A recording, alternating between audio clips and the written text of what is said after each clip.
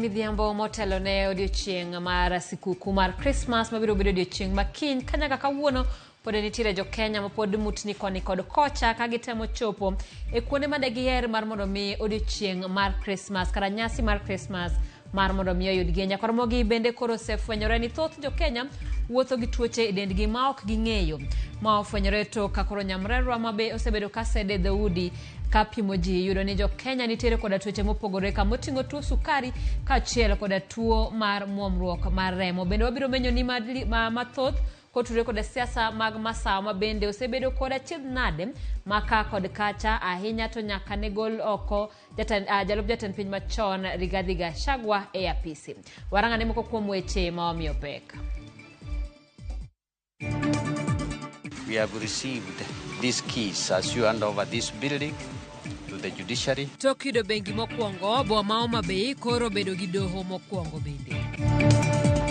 All the way from Weche way up to here, where is free flow of traffic, and this is because we have deployed enough officers. Obila singo ni dhungruok mag geche mane obede apaya maduong' ma Nakuru Nairobi koro rumo. Masawa kae ok chal kaka turwa jo Kanyana. Makosebedo kod jatelo achiel mwageno moyie ni tiyonwa matek eni mwabedo kod. E sigana moyiedhi kawuono wang'iyo kama gwenge mag masawa ochung'e e paw siasa motelo ne yiero mabiro.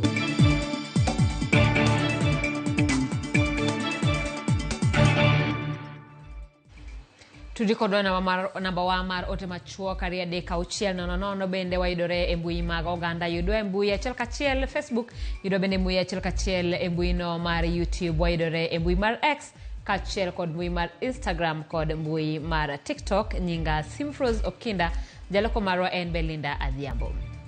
Jo Kenya pod medo pongo kuonde ka ogeche boma Nairobi ka gidhiriwore kod anyuola margi nyasi mar sikuku machako odiochieng' makiny. Kalore kod pong' mar geche moko kuom jowuoth madhi Imbo mar Kenya koro dhi e gach okolo magiwacho ni beche yot ka bende ogidhi dhungore apaya kaka osebedo odiochienge ma okadho. Kata kamano gai mar obila wacho ni giseketo kenge makare mar kedo kod dhungruok mar nyamburko e apeyni. Cynthia Onyango ni kod ler. Seche matin kende to nyasi mar sikuku chakore ayanga. Chuny boma ma Nairobi ma jowuoth ohinyo kawe geche opong' tak thing. Ka jowuoth to temo lawo kinde mondo chop pacho chon. Kata bed mana ni en kinde nyasi machuno jomoko mondo chop pacho riwre kod anyuola margi, omenda mar idho geche to medore nyowuoyo. Fuelo dok piny adier, lakini fare madhi Kaluo ni malo. Sana Nyoro Kisumu kende winjo na 3,000. Sababu ya bei kupanda ni vile hizi gari tunatoa huko bila watu. Kama mimi nimetoka Kitui bila mtu, kambidi nikuja anda hapa. So lazima tuwe na double, tupate mafuta na tupate pesa. Tupoenda nyumbani wenye tuliacha huko at least watakuwa hawatafurahia. Nikech dok rom to rieko mar apoyo nyogila bende jo Kenya odagni ok degi wedhi nono. Jowuoth mamoko poworot kendo muomore nyaka e kar idho gach okolo ma Kenya Railways. Kama giwacho ni wuoth yomie to bei bende rom gi apoyo nyogila. Kama sahi SGR kutoka hapa paka Voi nimelipa 1050 na nikienda na shuttle naweza kuwa 2,000 ama 2,500. I think it's safe, and currently with the traffic and with the many people who are headed to traveling and to their homes, there's a lot of traffic on the road, so I prefer why not do the SGR. Kaka okang' mar kedo kod dhugruok mar geche apeyni, ogai mar obila Douglas Kanja wacho ni wuoth sani dhi nyime makare kendo giketo obila e apeyni madongo mondo konye chiko geche mondo jowuoth chop pacho makare e kinde ma owinjore. All the way from Weche way up to here, where is free flow of traffic, and this is because we have deployed enough officers. We have deployed even special units like the General Service Units and APS to assist the traffic to enforce the rules. To kata kamano, Kanja osiemo wang' direpe moko mawachore ni njejore kod mitokni matiende gi ochiek kabisidi apaya mawachore ni ohinyo kelo masira ni ibiro makgi kendo gibiro neno makolwer. The biggest problem that we've seen is the general indiscipline of some drivers who don't want to follow the traffic rules. But we have resolved that all the indiscipline and all those who are flouting traffic rules are going to be charged in courts of law next week. And they've already been notified to attend court through the normal NTSC forms. kata obedo nengo wuoth to idho kendo moko kuom geche kao mohewo diriyo mar nengo magi kao pile, jo Kenya to ramo ni dala to nyaka gichopi makata gichopo maonge omenda. Cynthia Onyango, Ramogi TV, Railways, Nairobi.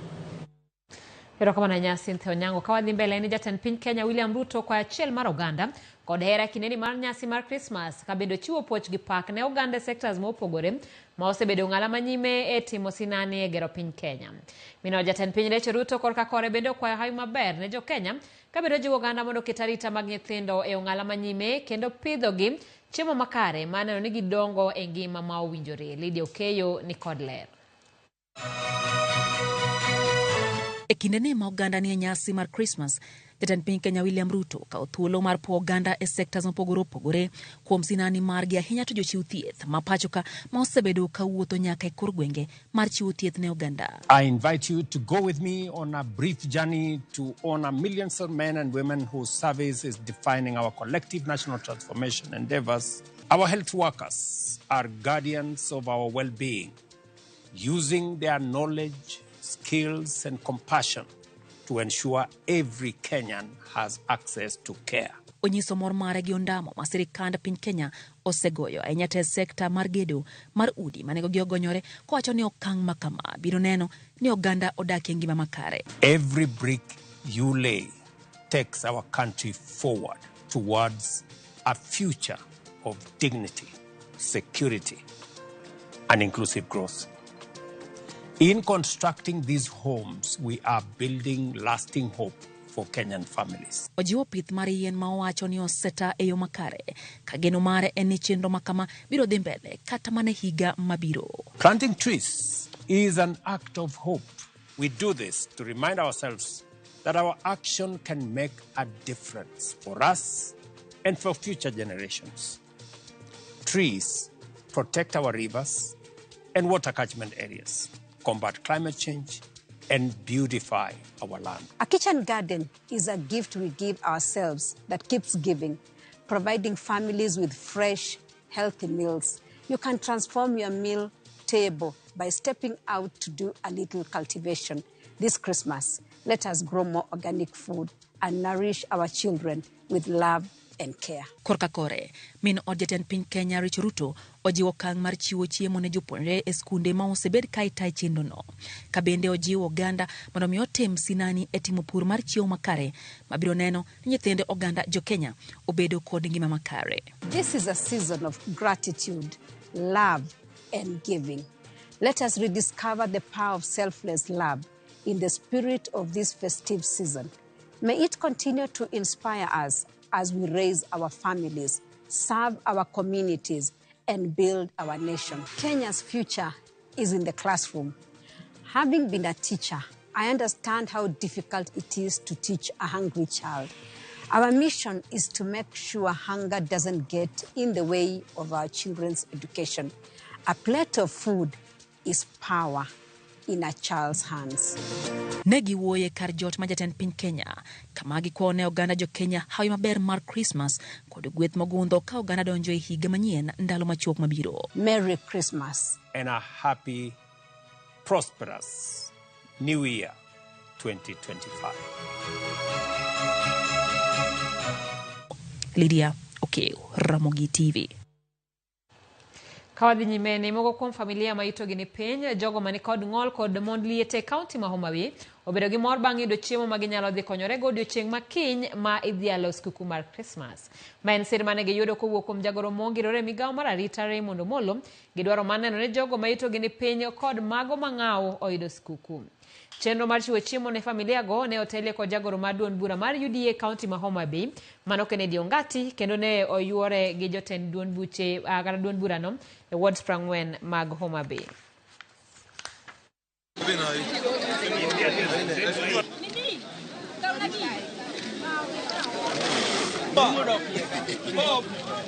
Agoero kamano ne PS mar Raymond Omolo kumne ka okara nene chunye ni Homa Bay mondo dhi cham Christmas bed ni ja party ma UDA kadi bed ni ja ODM wanjo Kenya wa Homa Bay County PS orwako jite onani mondo ji cham Christmas. Kao erokamano ni agoyo ne daktari PS Raymond Omolo mar Interior kuom timonwa gima chalo kama mar kelo chiemo mondo Homa Bay County uchiem kendo ud Christmas. Kamon liete ni ka gi nyithind kie gi joma ok nyal to gi jite. Oparowa to ok wan kende moparowa. Awinje ko paro ji kon gi kon. Na onge kata gimoro to ne ok apar kama ne gimoro nyalo yudore. Ka piny orugo kinyi to pok aka ne do luonga ni mondo abi amose ka. Ka biro to ayudo ji. Koro agone kende ongatiero kamano kod Raymond Omolo. Nyithiki e dala ma Amani Village of Hope e sub-county magem noyudo Christmas momondo koa kuom jatend migao mar teko Opiyo Wandayi. Wandayi mane oten kod jaod bura magem Elisha Odhiambo kod nyawadgi Malang'ata Felix Oduor nocholo chiemo mopogore ne nyithindogo. Jatend dalano Reverend Kenneth Wachianga norwako kony kojiwo oganda mondo kony jogo ma ochando e alwora margi.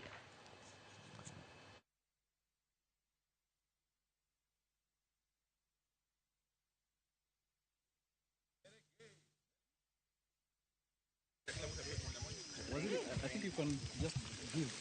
I give them. When Christians all over the world are celebrating the birth of Jesus Christ, it's only fitting that those of us who may be blessed in one way or the other, in a small way or in a big way, would extend a hand of help.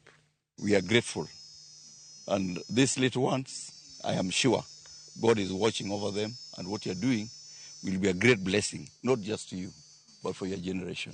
That you can run this home to be what it is, to accept these children who in any other way would not find a home, but they have found your wings to be where they can stay. We are very much grateful for your support, Mheshimiwa. We have been very good friends, and I really appreciate, because whenever I do call you or reach you over issues, you have always been available to us. Jopenja kar chung'od bura ma Karachuonyo koro yudo fuong'ruok kaluwore gi biro mar doho e boma ma Kendu Bay ma koro biro konyogi e yudo chenrono ma opogore mag doho. Kaka Ali Abich lero, jo Karachuonyo osebedo ka laro chenro mag doho e boma ma Oyugis kata Homa Bay.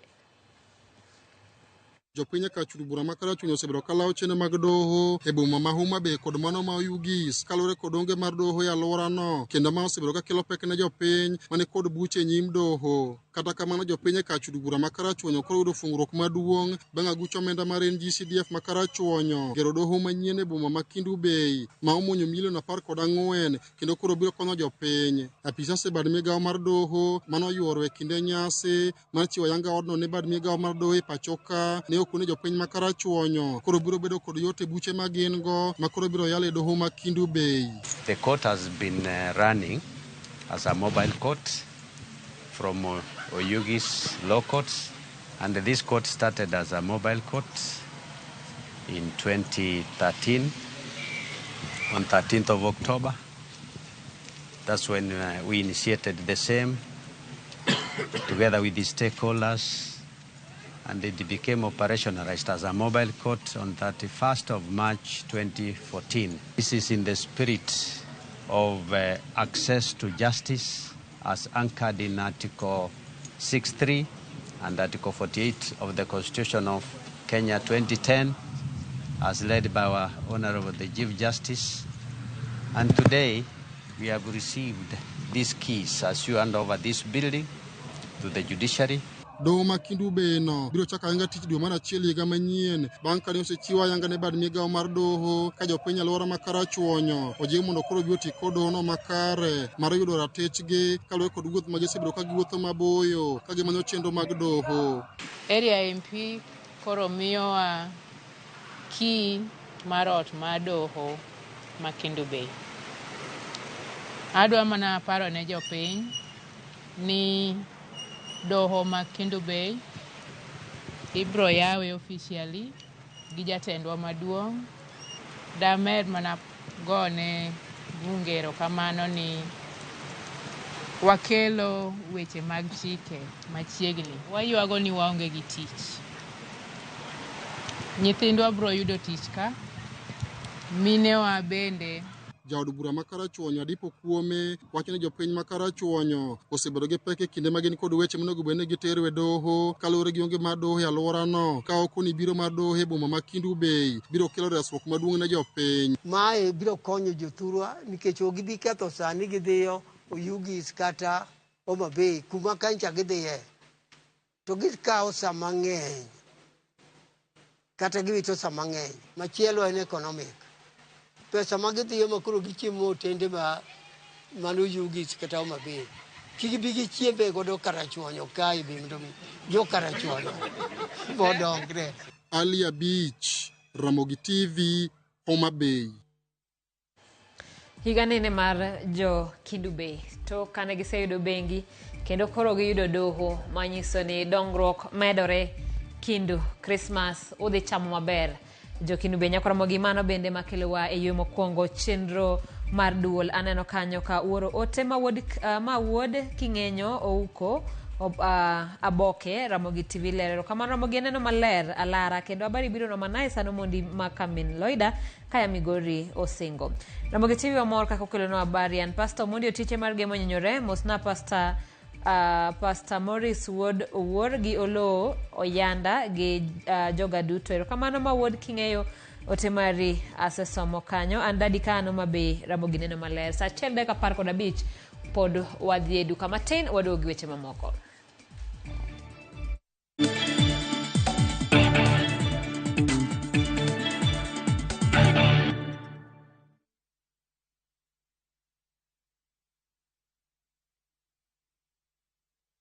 Looking for thrills? Experience the excitement of gaming with Pata Pata.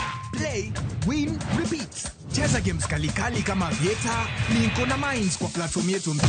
Sign up now and get up to 200% Karibu bonus on your first deposit to kickstart your winning streak. Feel the adrenaline as you play and win on Kenya's most exciting platform. Ni rahisi. Register, play, and experience the thrill of every win. Visit patapata.com now and play, win, repeat. Not for persons under the age of 18. Authorized and regulated by BCLB 447.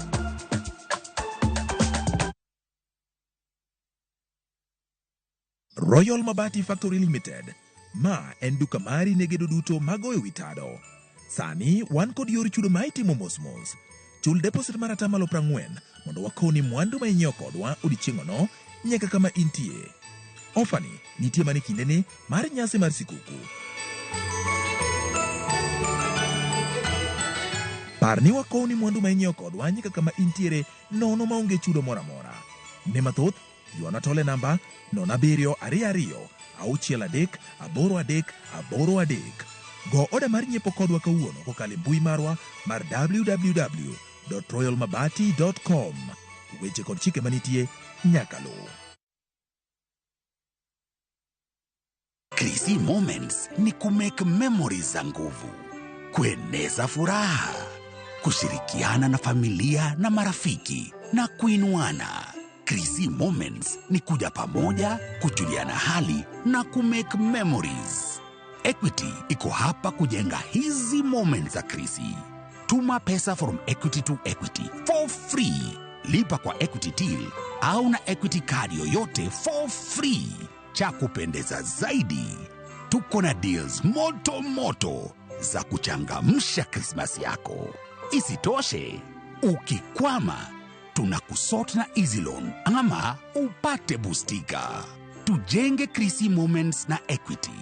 A Merry Christmas and a Happy New Year from Equity. Moruru, Christmas ochopo. Kinde mag sikuku ochopo. Yud more kinde nyasigi gi mich mag sikuku kokalo kuom Ramogi TV. Inyalo bedo jaloch mar $5,000 pile ka pile. Chakre tarik 16 nyaka tarik 25 dweni mar 12. Sikuku yot. Mokwongo, ket wang'i Ramogi TV to QR code biro nenore sa asaya. Kaito, scan QR code no. Ibiro chopo e Citizen Digital. Kendo duok penjo ma openji. Kendo, ng'at mano kwong chiwo duoko makare biro yudo $5,000 pile pile. Mano kaka wakelo ni more kinde ni.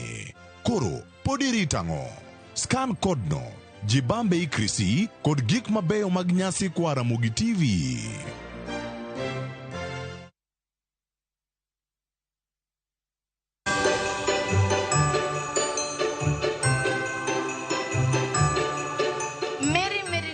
Nyithindo en odiochieng' ma jaber kendo maduong' ahinya ma ji duto te e piny kae odhialo. Adwa nyisou niya, beduru mamor kod familia maru, to bende rapar ma kuma en niya, meduru luoro jonyuolnu nikech gin ema gimiyo un e piny kae.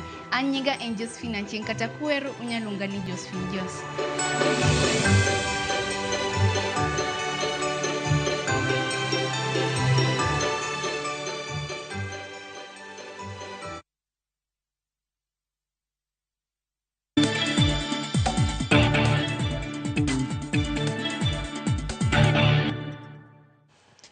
Koro yangore ni jo Kenya mathoth wuotho kod tuoche mathoth e dendgi ka ok ging'eyo. Kaluwore kod nonro mowuok e migawo mar thieth, jo Kenya ma kwan gi romo 206 ofwenyni ni kod tuo mar sukari, kama moko 577 oyudi ni kod tuo mar muomruok mar remo. Magi ofweny kod nyamrerwa ma osebedo ka sede ute oganda kapimo chal mar ngimagi. Jagoro mongirore migawo mar thieth Mary Mudhoni noriyo kod nyamrerwa e kar dak ma Kibra e boma ma Nairobi kawuono. Nyamrerwa nodich wuothe ute ji kod chirni kendo pimo oganda mar ng'eyo chal mar ngimagi. Mudhoni opako tich ma nyamrerwa osebedo katiyo kama oting'o fwenyo tuoche kuom jo Kenya ma ok ong'eyo ni giwuotho kod tuoche e dendgi. The community health promoters are doing really well in terms of registration to the Social Health Authority, that is Taifa Care, and equally doing the small assignments, that is taking blood pressure, checking on the blood sugar. Kaluwore kod lipote migawo mar thieth, jo Kenya ma kwan gi ohewo 200 noyud kod tuo mar sukari, kama moko mohewo nus milion noyud kod tuo mar muomruok mar remo e kinde pimo ma nyamrerwa notimo. More than 200,000 people have been walking, going to work, going about their duties, and they did not know that they had an issue with diabetes. 15.2 million people have been checked for hypertension, and out of that 577,000 have been referred to a health facility for further assessment. Kamano bende kuom mine moyo 330 kamano yudi ka pek 132 noyudi ni ok dew chako thieth gima keto ngimagi kod nyithindgi kamarach. That in their normal routine, when going from household to household, they have come across 339,000 pregnant women. And out of that, 132,000 have been referred for prenatal, antenatal, which is really good. That's a lady got pregnant. She did not know that she needs to go to a health facility for clinic. But the community health promoter have been able to convince them that it is important to go to a health facility. Kato bedo nyamrerwa osebedo ka konyo migawo mar thieth e chiwo thieth e rang'iny mapiny, chudo margi ok osebedo ka chopo e wang' sa, ka Mudhoni osingo ni gope duto idhi chulo kochopo giko higani. So because of that verification and ensuring that we have the correct data, we delayed a little. However, by the close of this month, I want to assure all the CHPs in this country they will be paid up to the last coin. Mudhoni osingo mar limo gwenge duto e pacho ka kendo neno ni nyamrerwa duto tiyo tijgi e yo makare. Jokanye sekta mar somo e kaunti ma Migori dwaro mondo piny owacho okaw pach jopiny ka otenore kod chenro mar siro somb jopuonjre mag mbalariany mong'ere kaka University Funding Model ma yande doho ng'ado ni ne otim e tok chik. Bende gidwaro mondo piny owacho oket okenge maneno ni chenro mar somo mar CBC bende oketi e tim makare. Sekta mar somo pacho kosebedo kod bidhieche ma koni kod koni kuom higni malo 2 mokalo. Chenrono mar somo manyien ma competency based curriculum kod yo manyien ma siro som jopuonje mag mbalariany ma idendo kaka ni University Funding Model gin mokum lokruok e sekta mar somo ma osekelo wich bar kaachiel kod paro mopogore opogore ka hukum jokanyogo e sekta mar somo. Mokum jokanyo sekta mar somo wacho ni mokum lokruok ma okelo e sekta mar somo ber mokalo. Kata kamano, yo ma iketo gi e tim ema giwacho ni ok osebedo makare. Koro wan wakwayo serikal ni wan gi jowa molony e weche mag somo kata gi dho ngere mowacho ni professionals. Ibiro yudo ka governor golo basari, MP golo basari, MCA golo basari. Magi gin omuom wanyalo ketie agulu achiel. Gigi koketie agulu achiel to somo mar Kenya nyalo dhi nono. As the court has annulled that funding, it is better that stakeholders can sit down and look at it afresh and then come up with a model that is supporting, that is helping everyone, not just the students, but also making the parents comfortable while providing for their children at the university. Jokanya seka no masomo ka otele ko Rolex Wasonga, maori ko ni uwe kinde nyasi, Mariao, tukego magadhula mong'ere kaka Road Tournament, ewego magawendo, maisiro kod Rolex Wasonga, wach ni piny wach nyaka koro bet piny kod ji duto, e sekta mar somo, kendo bedo kod twak, e yo manyien masiro som jopuonje mag mbalariany, bang' doho, golo ng'eto ne otime tok chik. Ng'enywa kata kane wasomo to ni konyowa.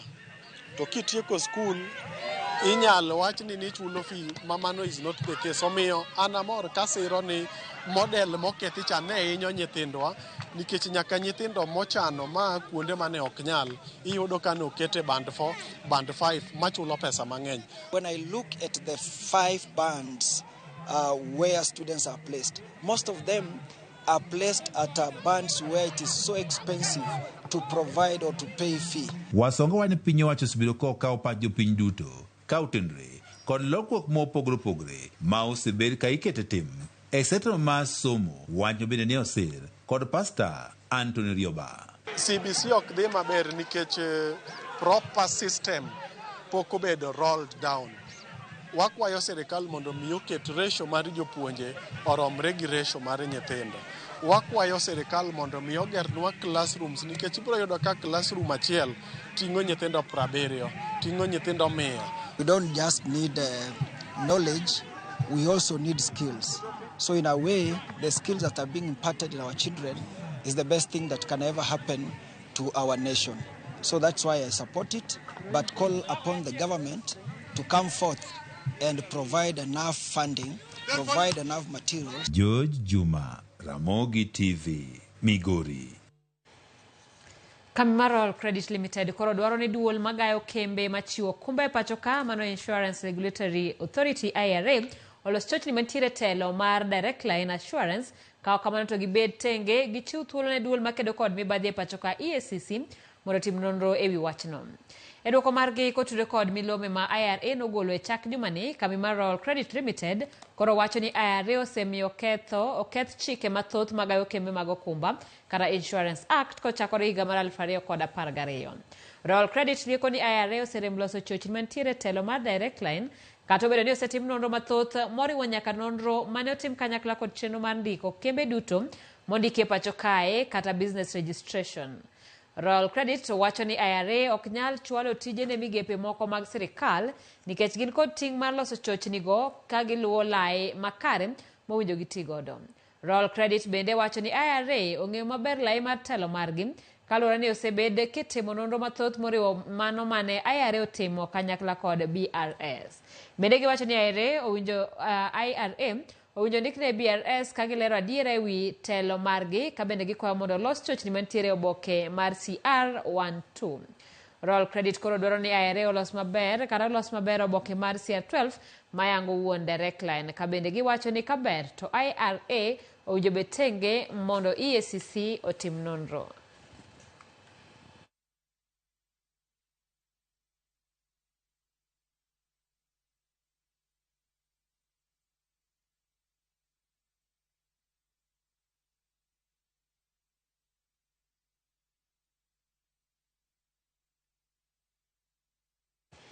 Ramogi gwenge mag Masawa ne en achiel kuom siro mongirore mane loch mar jatend piny William Ruto oyiengore. Gwenge mag Masawa ne ni kod duol maduong' e sirikal kendo mi mar jatend piny ne pek e gwengego moyo kata hoho mar okak. Kata kamano siepe kind Ruto kod gwengego nenore ni pi kod mafuta e kindegi kaluwore gi okang' mar thicho oko jalup jatend piny machon Rigathi Gachagua dwe mar 10 higani. Gwenge mag Masawa ochung' kanye e weche mag siasa motelo ne yiero mar 2027. Masawa pod en e paw Ruto kose ogaye mar Masawa sani en ng'a. Jafwambo marwa mar siasa Chris Owino kolonwa wachne.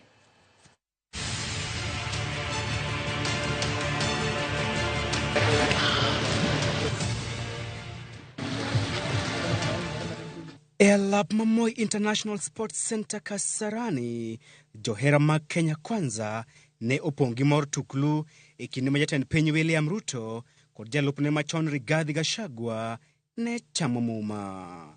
Truly and diligently serve the people. Achiel kuom gwenge mane opong' gi mor en masawa mar Kenya, kalure ni kuom ombulu duto mane omiyo William Ruto loch 45% ne owuok e gwengego. Rigathi Gachagua ne omako wi dhiang' kendo bedo wang' oganda jo masawa e sirikal mar Kenya Kwanza. Kata kamano, pogruok ne ochako neno e kinde kod jatende higa achiel kende, gino mane okelo gol mare e apisi dwe mar 10 higani. Gol mar Gachagua e apisi ne oloko yamb siasa e pacho kae, to moloyo e gwenge mag masawa.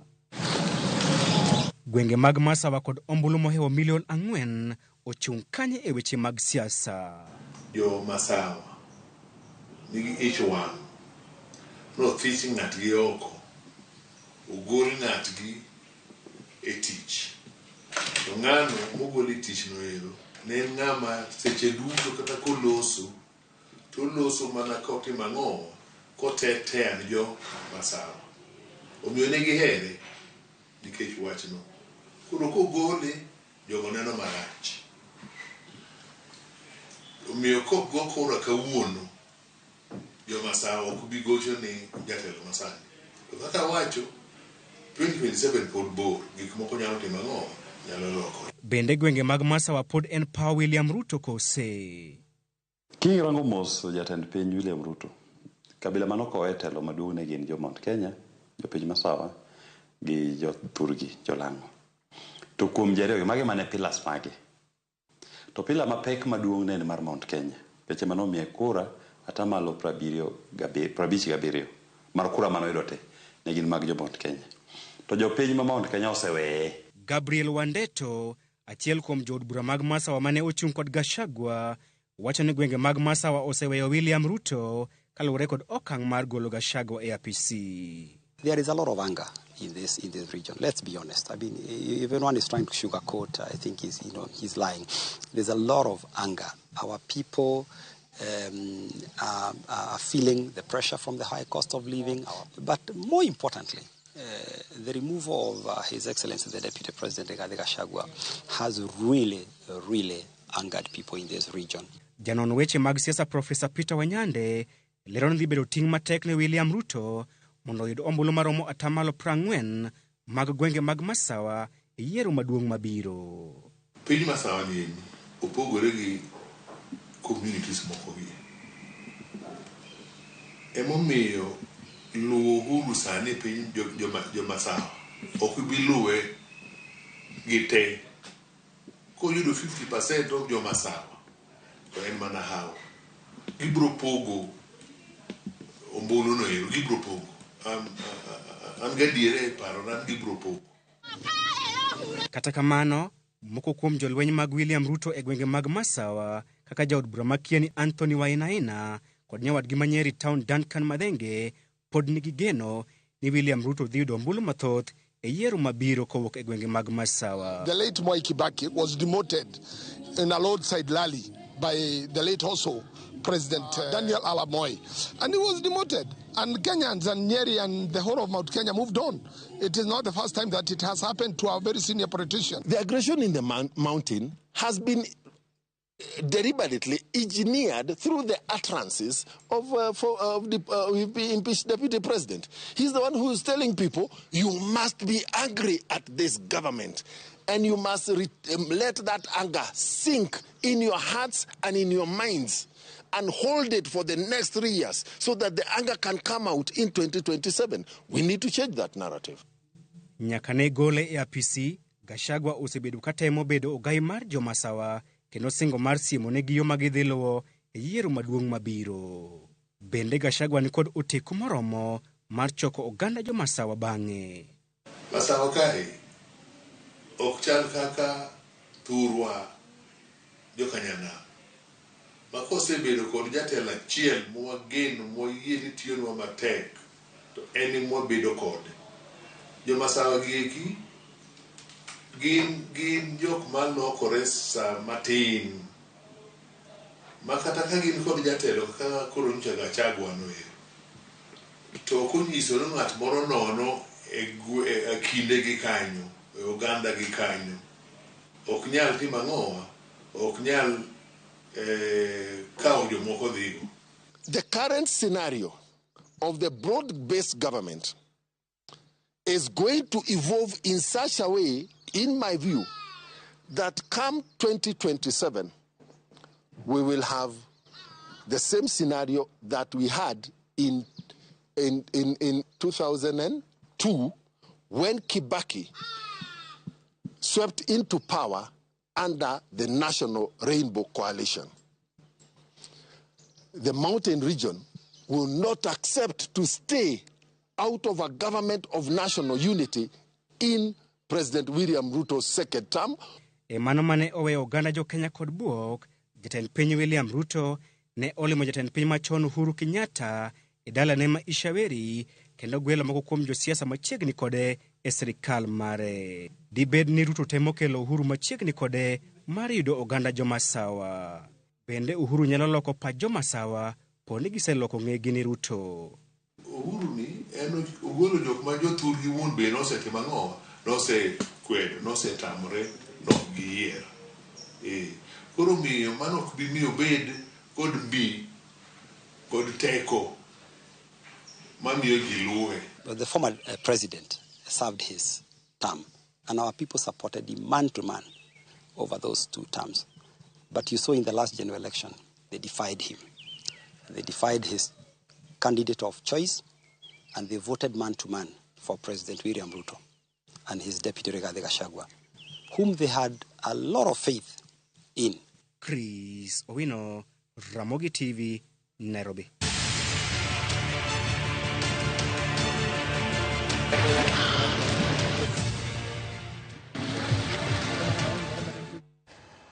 Erokamana Chris Owino. Wacha kwa kawiyo machielo chenro en mar duol saa achiel gi dakika 35 waduogi weche mamoko.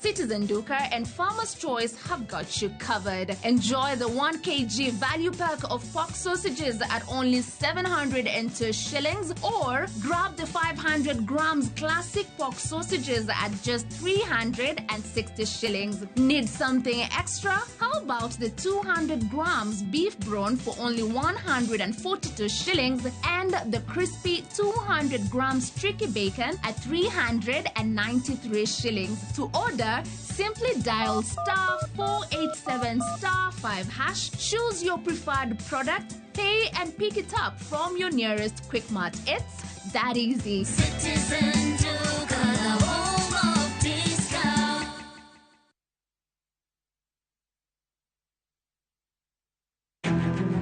Wakelo ni chenro mar ohala kod lony gi dongruok mopogore opogore. Ohand kinyosi nigi pesa kitimo gima dwarore. Weche makende moa kuom jogo makelo lokruok e ngima dhano. Ohala ber nikech ohala puonji managerial skills. Lek ma in go iriembe mineni gigo chopo. Chakre gi jogo mane ochako ohala manyien. Kalure gi kaka nachako gi kuma achope, ohala ni en ohala maber. Nyaka jotelo molony e timo ohala. Akwajo jodala wate odogi ohala. Ne pek mane gikalie. Pod waonge uhuru mar ohala. Loch mane giyudo kod kinda mane gitimo e manyo gik mabeyo beyo. Ka johala ok nyal chako project ka ionge gi market. Tudri gi Cleophas Oluoch e ohala gi mwandu. Tich ang'wen ka tich ang'wen, chakre saa 1 gi dakika 45 otieno.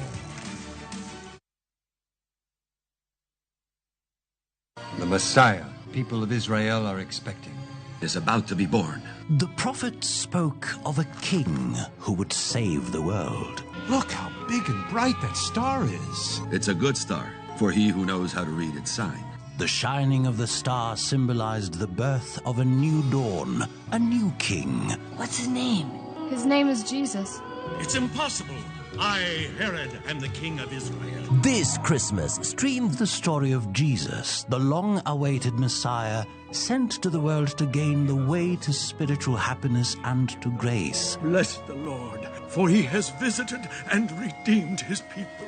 Enjoy these inspiring stories of Jesus, a kingdom without frontier, only on Viusasa.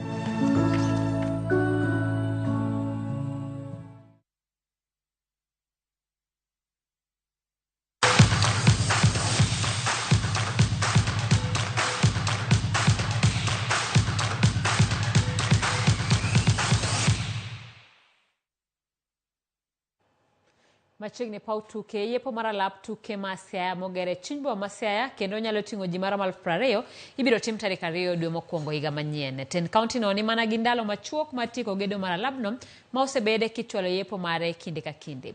Kane loso kinde mane olimo labno jagoro mongirore migawo mara rita Laktar Raymond Omolo nolero ni en gi geno ni labno ibiro tieki motelo ne yepo mare ma ibiro yuore gi jatend piny Kenya William Ruto gi nyawadgi mar Uganda Yoweri Museveni. E kidepo mar klab mar Gor Mahia biro tuko siep gi klab mar Kitara FC mawuok e piny mar Uganda.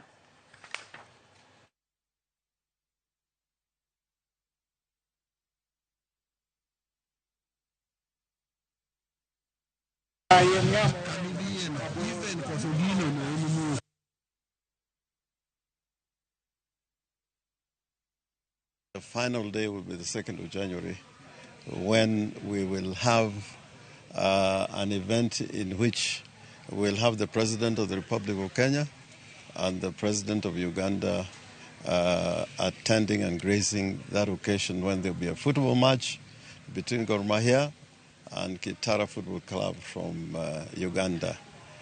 It is unprecedented. There's no day in Siaya that we have hosted our president together with another visiting head of state. This event will end on the 2nd, where we expect His Excellency the President William Ruto to be hosting his counterpart from Uganda, and a number of many dignitaries that have been invited. And the Right Honorable Raila Amolo Odinga will also be in attendance. Team rugby mar Menengai Oilers Academy no loyo team mar P61 RFC e finals kendo loyo tuke mag bingwa First Rift Valley edition e tuke manobagia lap ma Eldoret Sports Club. Captain Eric Ogutu no loyo pitch achome dakika momedi kendo miyo Oilers okombe.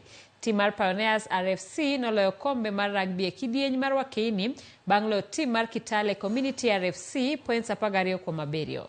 E tuke mag okapu jotugo adek konegi koni team mar Hookies no loyo kombe kidieny mar Wakeini ka team mar Blacklist ono bedo joloch e kidieny mar Yowuoyi.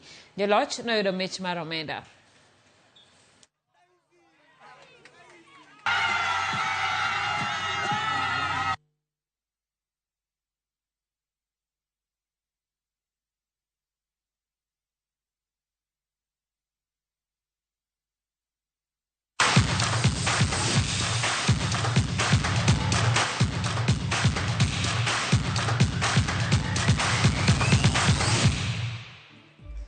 Ramogi mano bende makelo giko mar weche manyien mag duol bedo tarik 24 adwana kaw thuolo ni mar kwayo hayo maber mar skuku ne anyuola mar Karen Margaret Omondi kod joka baraza duto kod baba wa Peter Okinda gi nyithindwa duto hayo maber kaachiel kod johera mag Ramogi TV bonono ni kwachakwa nenore kendo e higani mar 2024 akwayo hayo maber mar higa manyien bende kawachakwa nenre higa mar 2025 karuoth otelie.